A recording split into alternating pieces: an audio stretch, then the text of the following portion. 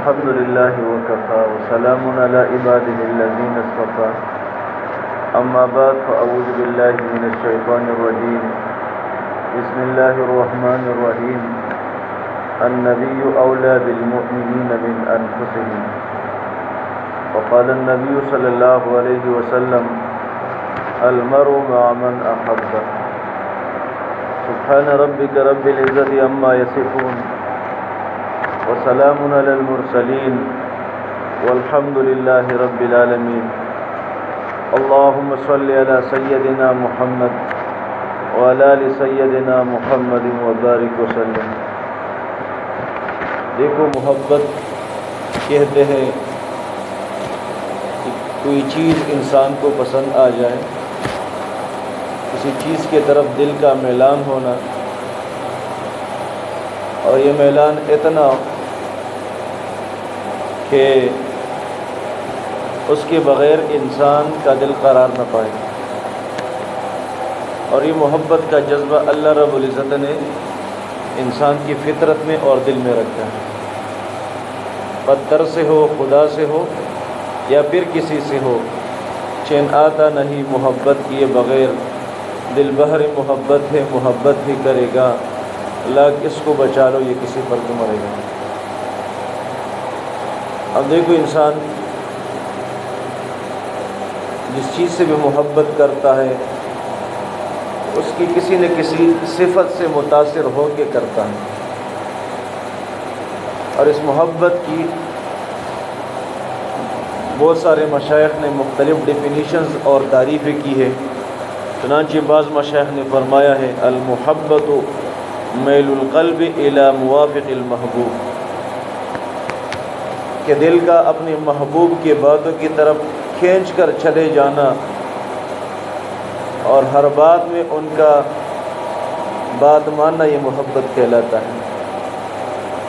کسی نے یہ تعریف فرمائی المحبت ایثار المحبوب، کہ ہر معاملے میں اپنے محبوب کو ترجیح دینا، اور کسی نے یہ تعریف کی ہے المحبت الشوق الی المحبوب، کہ محبوب کی ملاقات کا شوق پیدا ہونے محبت کہلاتا ہے، اور کسی نے یہ تعریف کی ہے المحبت دوام الذکر للمحبوب، کہ محبوب کو ہمیشہ یاد رکھنے کا جذبہ اور کبھی نہ بھولنے کا کیفیت، اسی کو کہتے محبت۔ بندہ چاہے بھی اس کو پھر بلا نہیں سکتا۔ اللہ اکبر کبیرہ۔ اور کسی نے یہ تعریف کی المحبت اتباع المحبوب، کہ محبوب کی اتباع پر مجبور ہونا، یہ محبت کہلاتا ہے۔ اب اللہ رب العزت کی ذات سے محبت اور محبوب صلی اللہ علیہ وسلم کی ذات اقدس سے محبت، یہ ہر مسلمان کی فطرت میں شامل ہے۔ اللہ اکبر کبیرہ۔ اور یہ محبت اتنا ہونا چاہیے کہ تمام محبتوں پہ غالب ہو، نہ جب تک کھٹ مرو میں خواجہ یسرب کی حرمت پر خدا شاہد ہے کہ ایمان میرا کامل ہو ہی نہیں سکتا۔ نماز اچھا، حج اچھا، روزہ اچھا، مگر اس کے باوجود میں مسلمان ہو نہیں سکتا۔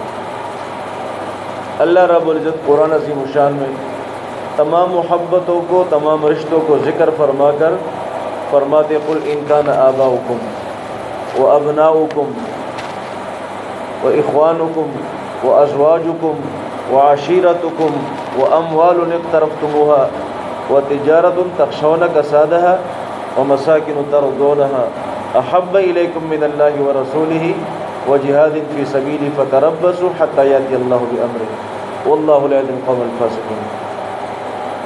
اے محبوب، ان کو فرما لیجیے اگر تمہارے والدین، تمہارے اولاد، تمہارے بھائی، تمہاری بیویاں، تمہارے خاندان، اور وہ مال جس کو تو کماتے ہو اور جس میں کساد بازی سے آپ ڈرتے ہیں، اللہ اکبر کبیرہ، اور وہ گھر جس سے آپ محبت کرتے ہیں، اگر یہ چیزیں اللہ اور اس کے رسول کے محبت کے مقابلے میں اور اللہ رب کے راستے میں جہاد کرنے سے تمہیں زیادہ محبوب ہو تو پھر انتظار کرنا یہاں تک کہ اللہ پاک اپنا عذاب دے گا، اور اللہ نافرمانوں کو ہدایت نہیں دیتا۔ تو محبوب صلی اللہ علیہ وسلم کی محبت اور اللہ کی محبت، یہ تمام محبتوں پہ غالب ہونا چاہیے۔ دیکھو اب یہ جو رشتے ہیں ان کی محبت اور ان کا لحاظ بھی ضروری ہے، لیکن جب یہ محبتیں اللہ اور اس کے رسول کی محبتوں کے مقابلے میں آ جائیں تو پھر ان سب سے کر گزرنا چاہیے انسان کو۔ چنانچہ محبوب صلی اللہ علیہ وسلم کی محبت احادیث کی روشنی میں فرماتے احب اللہ لما یغزوکم من نعمہ، محبوب فرماتے کہ تم اللہ سے اس وجہ سے محبت کرو کہ وہ تمہیں ہر طرح کی نعمتیں عطا فرما دیتے۔ انسان عبد الاحسان، انسان جو نہیں احسان کا بندہ ہے، جس کے ساتھ کوئی اچھا معاملہ کر دیتا ہے تو اس کے ساتھ اس کی محبت پیدا ہو جاتی ہے۔ اب اللہ رب نے تمام نعمتیں، جتنی بھی نعمتیں انسان کو ملتی ہے اللہ کے خزانوں سے ملتی ہے، تو اللہ سے سب سے زیادہ محبت ہونی چاہیے۔ اور پھر آگے فرماتے وہ احبونی لحب اللہ، اور مجھ سے اس لیے محبت کرو کہ میں اللہ کا محبوب ہوں، یعنی اللہ کی محبت کی وجہ سے میرے ساتھ محبت کرو۔ اور اگلی حدیث محبوب صلی اللہ علیہ وسلم فرماتے لا یؤمن احدکم، تم میں سے اس وقت تک بندہ مومن کامل نہیں ہو سکتا حتی اکون احب الیہ من والدہ وولدہ والناس اجمعین، کہ جب تک اس کی محبت والدین اور اس کی اولاد سے زیادہ اور پورے انسانوں سے زیادہ میرے ساتھ محبت نہ ہو۔ تو محبوب صلی اللہ علیہ وسلم کی محبت تمام مخلوقات میں سب سے زیادہ ہونا چاہیے، اور اللہ کی محبت محبوب صلی اللہ علیہ وسلم کی محبت سے بھی زیادہ ہونا چاہیے، کہ اسی نے آپ کو محبوب کی محبین میں سے شامل فرمایا اور اس کی امت میں سے شامل فرمایا۔ اللہ اکبر کبیرہ۔ چنانچہ ایک حدیث شریف میں محبوب صلی اللہ علیہ وسلم فرماتے ثلاث من کن فیہ وجد حلاوۃ الایمان، کہ یہ تین باتیں جس کسی انسان کے اندر بھی موجود ہوں گے وہ ایمان کی حلاوت کو پائے گا۔ سب سے پہلی بات ان یکون اللہ ورسولہ احب الیہ مما سواہ، اللہ اور اس کے رسول صلی اللہ علیہ وسلم کی محبت ہر محبت سے زیادہ ہو۔ اور دوسری صفت وان یحب المرء لا یحبہ الا للہ، اور بندہ جس کسی کے ساتھ بھی محبت کرے صرف اللہ رب العزت کے واسطے سے محبت کرے، تو اللہ کی محبت کی وجہ سے ہی لوگوں سے محبت کرے۔ اور تیسری بات وان یکرہ ان یعود فی الکفر کما یکرہ ان یقذف فی النار، اس کے لیے کفر کے اندر واپس جانا اتنا مشکل ہو جس طرح آگ کے اندر جانا انسان پسند نہیں کرتا۔ اللہ اکبر کبیرہ۔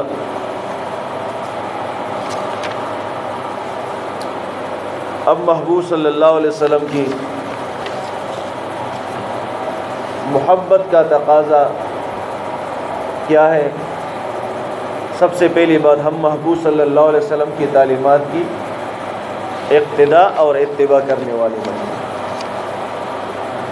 محبوب صلی اللہ علیہ وسلم تو اللہ رب العزت نے تمام انسانیت کے لیے ہدایت کا نمونہ اور ذریعہ بنایا ہے، تو محبوب صلی اللہ علیہ وسلم کی تعلیمات کو اپنانا یہ محبت کا پہلا تقاضا ہے۔ اور اگلی بات محبوب صلی اللہ علیہ وسلم کی اتباع،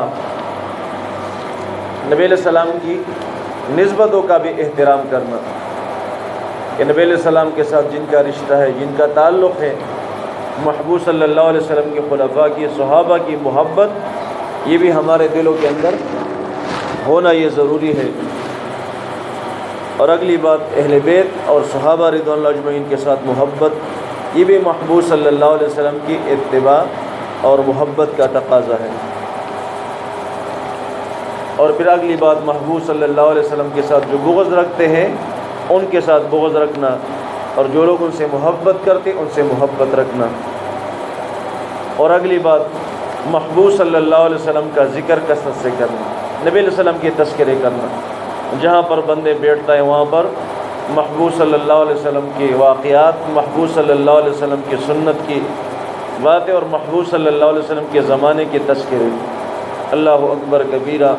صحابہ آپس میں بیٹھ کر اسی طرح باتیں کیا کرتے تھے۔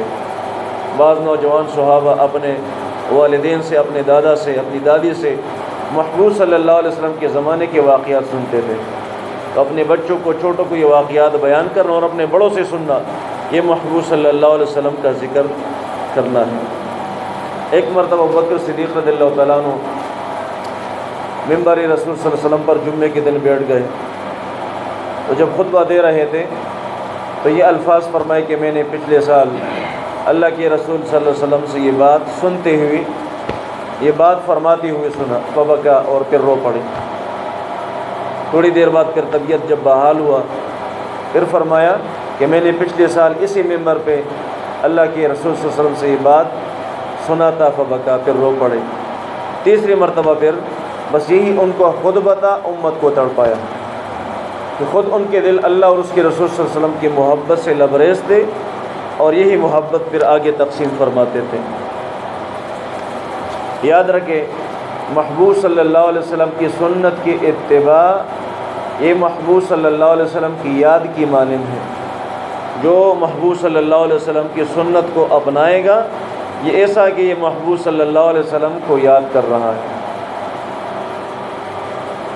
ہم دنیا کے اندر دیکھتے نہیں، اگر کسی بندے کا والد یا بیٹا یا بھائی، کوئی رشتہ دار فوت ہو جائے، اس جیسا ہم شکل بندہ ہمیں نظر آ جائے، تو ہمیں اپنا بھائی، اپنا بیٹا، اپنا والد، اپنا رشتہ دار یاد آ جاتا ہے۔